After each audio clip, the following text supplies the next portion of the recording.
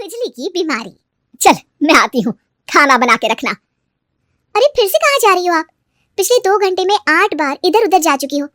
अपने पाँव के टायर को ब्रेक लगाओ ना। अरे तू अपनी जुबान को ब्रेक लगा। तू कौन होती है मुझे रोकने वाली? अरे ज्वालामुखी जी फटिए मत।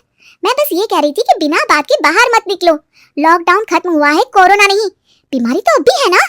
अरे मुझे कुछ नहीं होने वाला, मैं गांव में पली बड़ी हूँ, बहुत शक्ति है मुझ में। हाँ, कोरोना के छोटे से वायरस के सामने बड़े बड़ों की नहीं चल रही। जो होगा देखा जाएगा। अगर हो गया ना तो देखा नहीं जाएगा आपसे। बहू मेरी सास बनने की कोशिश मत कर। सास बहू की एक बात नहीं मानती और बहू के लाख समझाने पर भी निकल जाती है अपनी मनमर्जी करने। शाम को जब सास वापस आती है तो ये लीजिए, सैनिटाइजर से अपने हाथ क्लीन कर लीजिए। अरे इसमें से तो बदबू आती है, छी छी छी छी, मुझे नहीं करना ये इस्तेमाल। अरे तो साबुन से हाथ धो लीजिए। इतनी बार हाथ धुलवाएगी तो चमड़ी गल के नीचे गिर जाएगी। माँ जी आप बाहर से आई हैं, हाथ धोने का तो सरकार भी कह रही है। मेरी नहीं तो किसी की तो सुन लीजिए। मैं तो खुद अपनी सरकार हूँ, मेरे अपने नियम है। कोरोना है। अरे तो इसमें तुझे क्यों रोना है?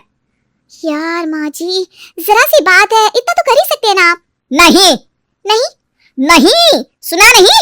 नहीं नहीं सुना। तो क्यों मुंह लग रही हो? कौन मुंह लगे आपके? आप तो मास्क भी नहीं लगाती। मास्क तो तुझे लगाना चाहिए ताकि बोलना कम हो तेरा। ज्यादा दिक्कत तब होती है जब बहू को भी सास के साथ कहीं बाहर जाना होता है। अरे मम्मी जी मैं फोन से पैसे दे दूंगी, कैश क्यों दे रही हैं आप? तू ना ज्यादा मॉडर्न मत बन। अब नोट देने से भी कोरोना होगा क्या?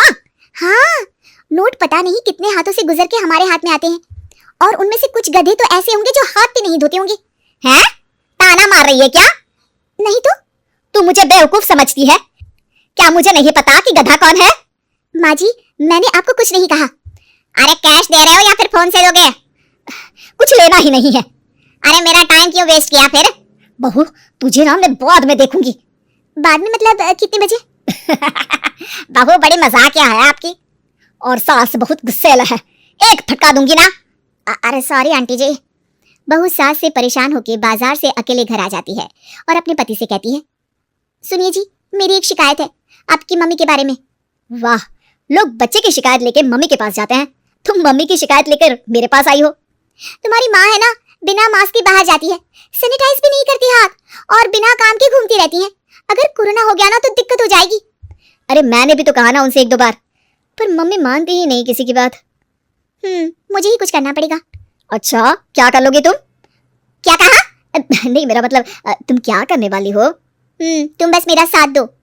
अगले दिन जब सास कहीं से घूम कर आती है, माँ मेरे शरीर पर कुछ हो रहा है, देखना। अरे ये तो खाज है। अरे मतलब खुजली।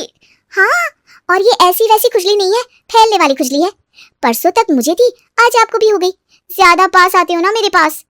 अरे माँ के सामने ऐसी बात कर रही हो, क्या कर रही है? अरे तो पास आए तभी तो खुजली हुई ना। अब आप मम्मी के पास खड़े हो तो उनको भी तो हो सकती है ना। अरे मोरी मैया, जो क्या कह रही है? सही कह रही हूँ माँ जी। अरे बेटा दूर हटना, दूर हो जा हमसे, सोशल डिस्टेंसिंग कर लेना एकदम से। हाँ अरे माँ जी खुजली ही तो है, आप तो गांव की शक्तिशाली औरत हो, आपका क्या कर लेगी ये खुजली? खुजला खुजला के चेहरा लाल हो जाएगा, इससे ज्यादा और क्या होगा? अरे नहीं नहीं बहू, थोड़ी मोटी चीज भी बड़ी दिक्कत दे सकती है ना, और खुजली है अच्छा थोड़ी ना लगता है, लोग क्या कहेंगे? सारे घर को खुजली हो गई तो है।